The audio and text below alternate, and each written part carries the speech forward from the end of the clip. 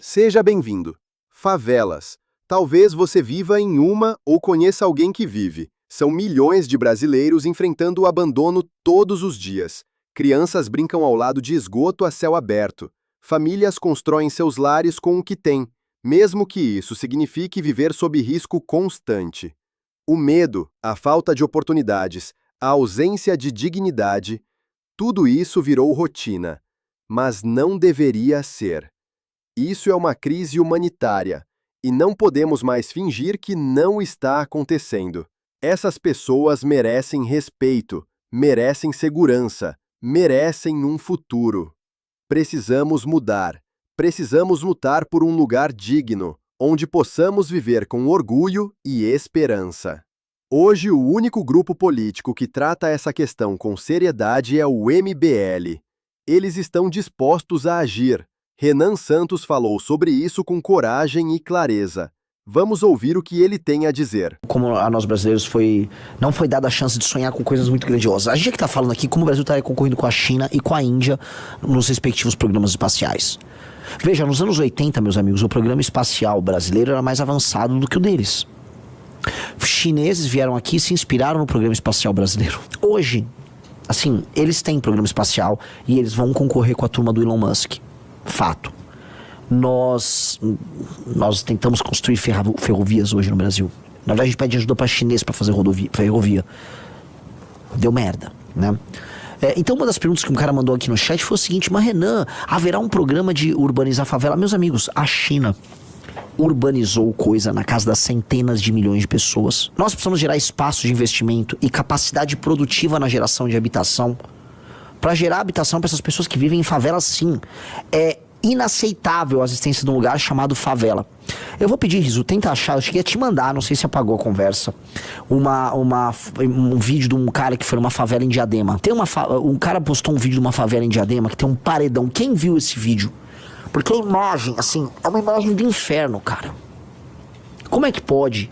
Não faz bem pra saúde mental de ninguém morar num lugar daquele. Aquilo lá é uma construção urbana. Aquilo é o seguinte: milhões de pessoas migraram para as periferias de São Paulo. Esse aí, ó. Esse vídeo. Vejam isso. Isso é digno? Eu pergunto. Isso é digno? Isso é uma Biafra. Isso é um inferno na terra.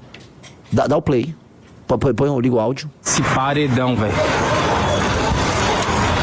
Olha, deixa eu ir pra lá, porque senão esses caramelos aqui vai querer levar uma. Eu não tô muito bem com eles. Olha essa quebrada.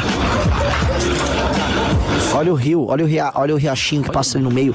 Água completamente poluída, esgoto sujo, um paredão para evitar que as coisas deslizem sobre as pessoas. Que imagem do inferno. O inferno não pode ser pior do que isso. Essas pessoas vivem de maneira absolutamente indigna. Olha, várias casas ainda em estado de barraco, né, mano? Sim. E quando vira alvenaria, ela não virou uma casa ainda. Ela continua sendo um barraco, ela é um barraco de alvenaria. O que será que era aqui, mano? Aí é uma área que deveria estar preservada. Quem conhece? Eu falo ou vocês vão completar aí nos comentários? Quem conhece, conhece, né? Se ninguém conhecer, aí eu comento sobre. Nossa. São Paulo, né, mano? Mano, vocês acham, eu acho. Vocês não, né? Não conheço vocês direito. Mas eu acho que eu conheço São Paulo, mano. Na verdade, eu não conheço nada, tá ligado? São Paulo é muito grande, mano. Nossa, você é louco. Eu tava pensando em ir ali, só que ali não tem rua. Quando eu vejo as pessoas criticando o Matheus Batista pelo projeto dele, que basicamente evita que cidades sofram, vamos dizer, uma urbanização, quer dizer, uma desurbanização bizarra, é para evitar que coisas assim aconteçam. Veja, São Paulo não teve capacidade para absorver tanta gente. Essas pessoas foram sem emprego, sem lugar para ficar. Elas participaram de invasões e elas foram morar em invasões. Elas estão vivendo até hoje em situação insalubre. Em termos de qualidade de vida, elas estariam melhor se estivessem vivendo no lugar de onde elas vieram, mesmo recebendo menos dinheiro. Não havia, no período das grandes migrações, por conta do êxodo rural, certos programas assistenciais. Inclusive há um mérito nos programas assistenciais como Bolsa Família. Eles brecaram um pouco a migração.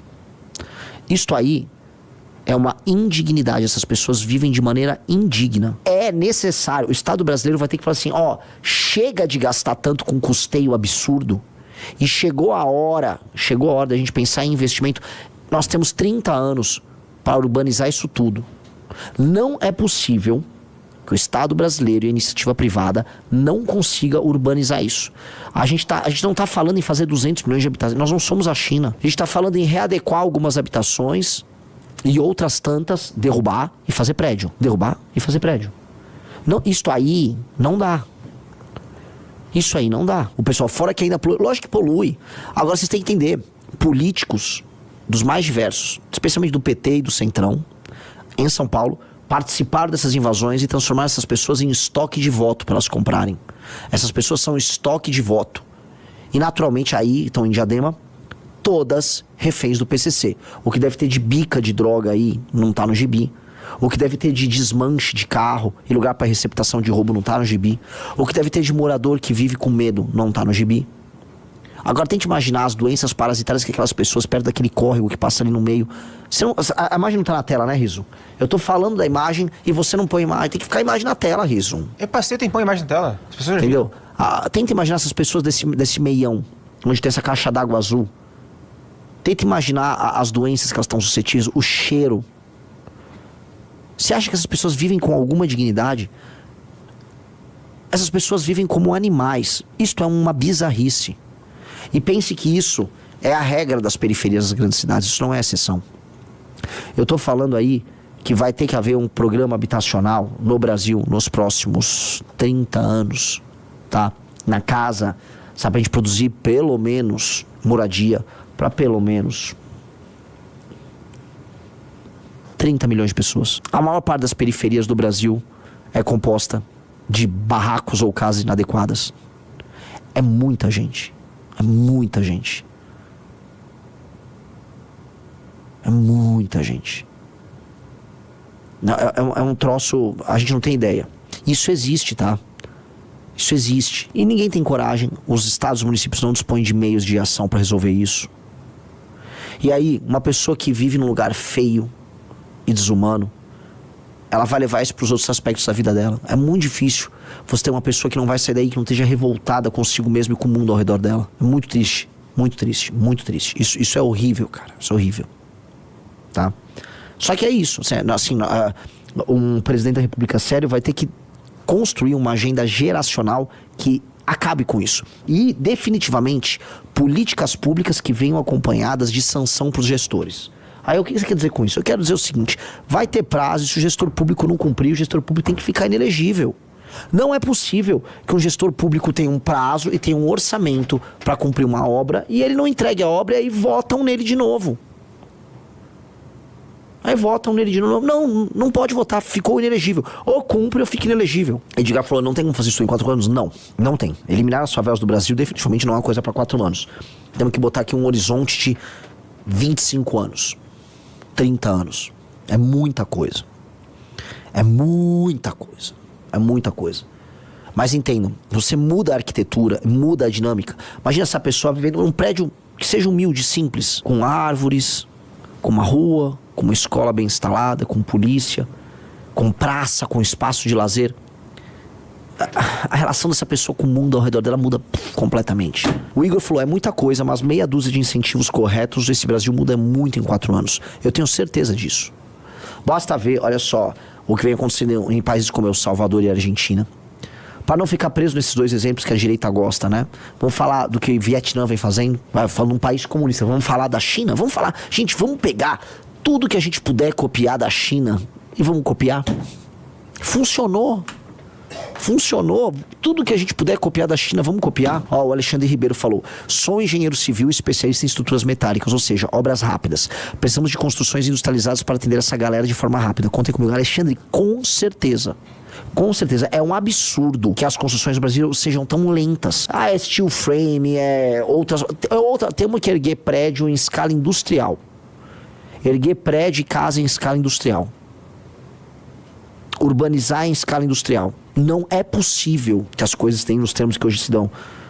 cara vai fazer um conjunto habitacional lá anos. Vai fazer uma rua, uma avenida lá anos. Agora, uma coisa que eu digo. As pessoas falam, mas como você vai mexer isso? Porque tem coisas que estão garantidas na Constituição. Vai ter que mexer na Constituição. Vai ter que ser um governo que vai mexer profundamente na Constituição. É porque tem uma parada assim, existe um Brasil, gente, entendeu? Existe um Brasil que ele é administrado por uma elite parasitária, e essa elite parasitária, como o Luiz Lima vive falando isso, ele tinha que escrever sobre isso. Como nós temos uma elite parasitária que não tem competição com outras elites, e a competição entre elites é uma das coisas que gera o desenvolvimento, entenda uma coisa, uma das razões para a Europa ter se desenvolvido tanto é porque você tinha uma hipercompetição entre elites. Imagina na Alemanha, sabe aquilo que a gente chama de Alemanha? A Alemanha é uma ficção. Havia uma série de micro-reinos lá. A gente conhece isso, sabe todas aquelas histórias. Um príncipe conheceu uma princesa e viveram felizes para sempre. Tinham muitas histórias de príncipe e princesa. Por que era tão comum a existência de príncipes e princesas? Existia uma paisagem que a gente aprendia nas histórias, nos contos de fadas, que assim, é uma paisagem verdejante, que você anda e você encontra um castelo do príncipe. Aí depois você vai encontrar outro, sabe? Que aí lá vivia um rei. Meu amigo, essa paisagem, ela existe, ela se chama Alemanha. A Alemanha, o centro da Europa ali, era marcado por micro-reinos, por múltiplas monarquias. E elas concorriam entre si. Havia uma concorrência feroz. Viviam em guerra, viviam se matando. Essa concorrência feroz entre elites gera um aprimoramento das próprias elites. E a elite em concorrência é bom. No Brasil nós não temos elites em concorrência. Tem até alguma concorrência, mas como o Brasil é tão grande, uma elite em Alagoas, não é que ela tá numa grande competição. Entendeu? Você tem uma grande acomodação. Então as elites alagoanas, elas vivem de dinheiro que não é gerado em Alagoas. É gerado nos outros estados. Aí eles repartem, os calheiros ficam com um pedaço dos cargos em certas posições, os Lira alguma coisa aqui, a turma do Collor ali, um outro acolá, e beleza, a vida que segue. Não vai dar pra ficar assim. Essas elites acomodadas vão ter que ser picadas das posições delas. Isso é que essas elites, elas pensam que o Brasil tem que ficar meio que estático, porque eles podem ir roubando e mamando enquanto isso. Roubando e mamando, roubando e mamando, roubando e mamando. Eles vão fazendo isso. E como eles pensam dessa maneira, a eles não interessa fazer reformas como essa que a gente coloca aqui. Eles são o problema. Eles são o problema. Houve alguns momentos da história brasileira, e esta é uma provocação que a gente vai tratar hoje no Dark MBL, tá? Grupos de jovens que pensaram em coisas muito, muito diferentes. O Paulo Cruz fala muito do movimento abolicionista e dos grandes intelectuais abolicionistas. A gente vai falar, o Antum fala muito, e outro que já falou muito desse assunto foi o Impera, dos tenentistas. Teve muita loucura, você pode colocar, e acho que sim, teve, né? Jovens de um oficialato médio, né, camadas intermediárias do oficialato brasileiro, que, inspirados por ideias oriundas da Europa, pensaram que, poxa, nós podemos influenciar esse país muito estranho que nós vivemos. Nós tivemos 32 em São Paulo, que por mais que falam, entendi, café coletivo, não tem nada disso. 32 foi tocado por estudantes. Estudantes de direito que queriam viver num Brasil moderno. Gente queria ver um Brasil sob o espelho daquela São Paulo que estava emergindo em 32. E tivemos outro movimento que foi o movimento pelo impeachment de Dilma Rousseff de 2015 e 16. Que foram grupos de jovens e pessoas que viam um Brasil diferente e que queriam tornar o Brasil um lugar decente. Existe toda uma tradição que a gente pode remontar da Inconfidência Mineira até o impeachment da Dilma Rousseff, que envolve jovens, urbanos, pessoas inteligentes e que erram e acertam e que decidem se sacrificar por um Brasil diferente. Podemos discordar desse Brasil diferente, mas que tinha um espírito público, tá? A gente é herdeiro disso. O Antum tá falando dessa novíssima geração agora em 2025, o Antum do Novos Clássicos, e eu acho que muitas pessoas precisam escrever sobre isso, e eu jogo esse desafio para uma geração brilhante que está surgindo. Escrevam, desenvolvam isso. Ele falou o termo tecnotenentismo. É o tecnotenentismo. Por quê? Uma massa de pessoas inteligentes que hoje tem à disposição tecnologia, essas pessoas podem criar uma disrupção. Se você gostou desse conteúdo, não deixe de apoiar o canal. Curta, comente e compartilhe. Obrigado e vejo vocês na próxima.